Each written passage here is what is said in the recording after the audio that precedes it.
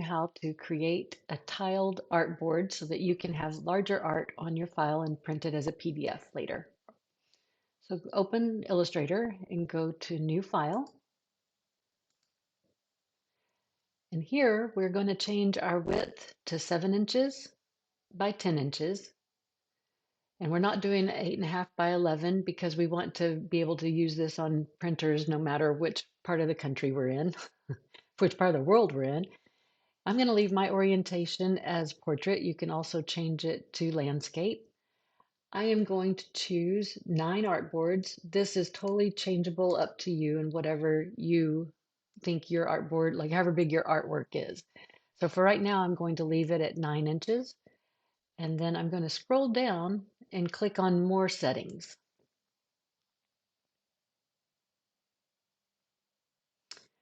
Okay, here I'm going to title my document.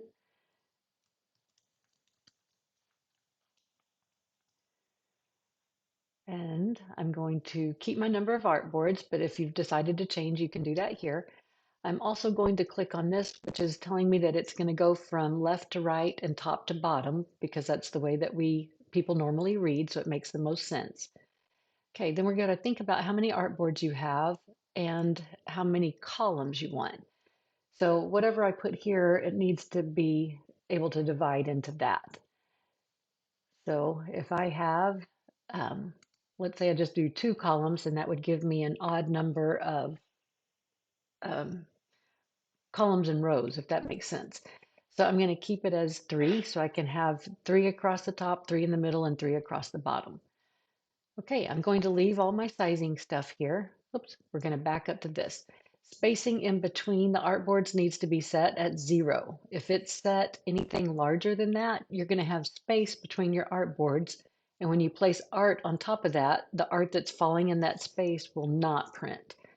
So make sure that you're leaving this at 0 or setting this to 0 if yours is not. Everything else here should be fine. So go ahead and say Create Document. Okay, now we have our document set up with 9 artboards. It looks like you've got lines on there, but nothing is actually there. So to see this, we're going to go to View, and Hide Artboards.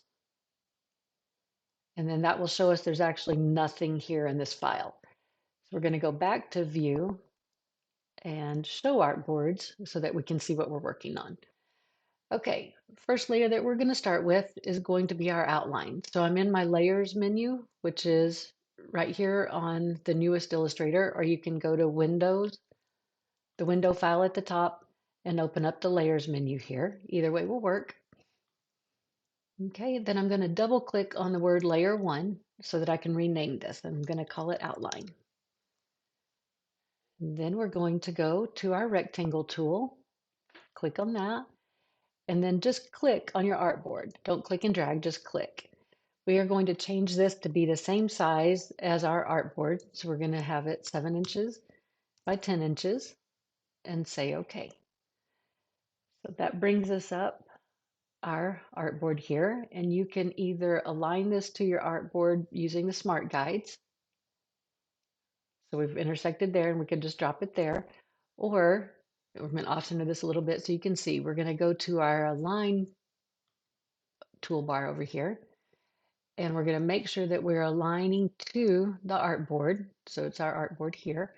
And then we're going to click on our Align Center both directions there. And now it aligned it to our artboard. So we're going to make sure our stroke is black. We have a 1-point stroke, but then we're going to change this. So I'm going to my stroke panel. So right here, it's this stroke panel, or once again, you can go to Windows and Stroke. We're going to change this to the stroke aligning to the inside. So this way it'll show up, it'll print on our artboard. Okay, once we have all those things set, then we are going to go to Edit, Cut. So you can do Command X or go up to the menu, Edit, Cut. And then we're going to go to Edit, Paste on all boards. I don't use all of these things, so I just use my mouse to do this, but either way works and it's up to you. So click Paste on all artboards, and now we have them all there. So since they're white and black, they're really hard to see, but if you highlight them, you can see that we have it on every single artboard. Okay, the next thing we're going to do is go back to our layers menu here, and we're going to add a new artboard, and I'm going to lock my other one. On this artboard, we are going to put our numbering. So I'm going to rename this rename this layer numbers. You can also use letters, whatever works for you. And then I'm going to come over here and grab my text tool and just click on my artboard and type a number 1. And it's so little that you can't see it. But we're going to take that and we are going to hold down our shift key so we don't distort our number. And we're going to click and drag it until it's as big as we want it to be. Okay, I like them pretty big just because that way if something's over it, it's a little bit easier for them to see. So we can take our number 1 and we can do the same thing we just did with our rectangles. I'm going to go to edit. Oh, excuse me, let's align it first. So I'm going to go to my align. We're still on artboards and we're going to just align that up. If you're not happy with where it aligns it and it feels too high or wherever, you can always adjust it. Okay, now that we have that set, we are going to go to edit, cut, and edit, paste on all artboards. So now we have them all. So the other thing we should probably do is change the color of our font here, and we could have done this first. So I'm going to come in here and I'm going to choose one of these lightest grays so that we can still see the numbers, but they're not in the way of our art. Okay, then we're going to grab our text tool and change the numbers. So I'm just hitting delete and typing the new number for every place.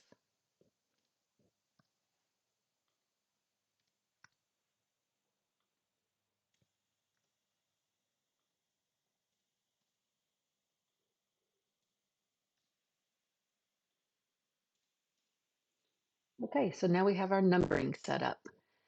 So I'm going to go back to my layers menu, lock that one, and add a new one. And this one is going to be my, I'm just going to call them marks. Let's call them corner marks.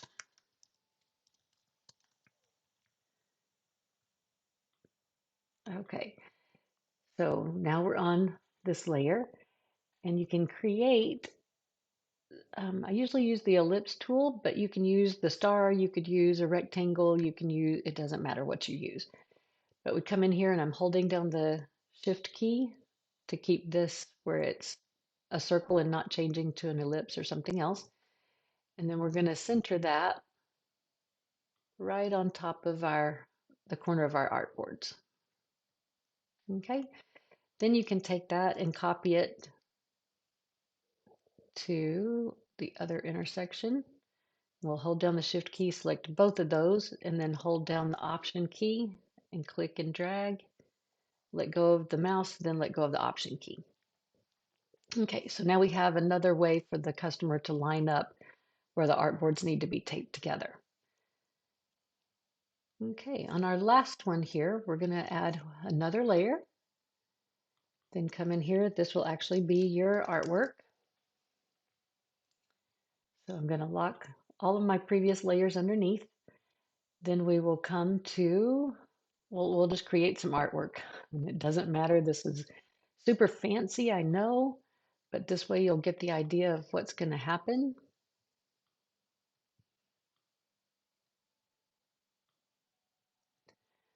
Let's change some of these so they'll be a little cuter.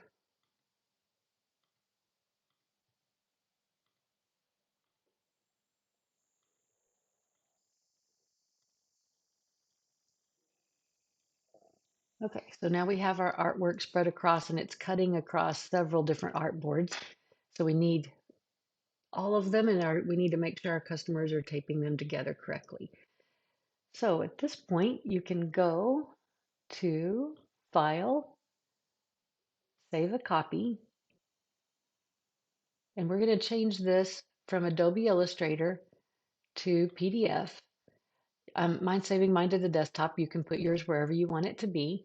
And you can see it changed. This was the name that we had originally, but it added copy and it added PDF to it.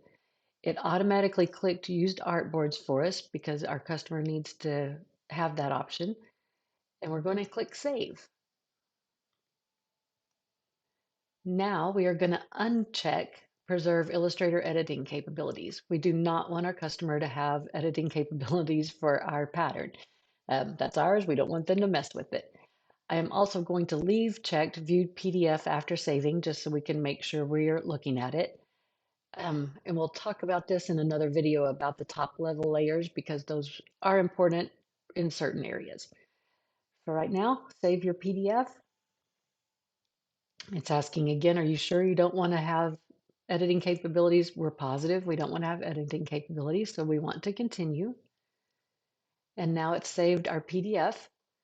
And as soon as it finishes preparing, there we go. So now you can see that we've got our pages and they each have part of the artwork on them. And if we print them all out and tape them together in order, then you'll be able to tell exactly where the artboards need to go and our art will be back how we made it. I hope this was useful and thank you for watching.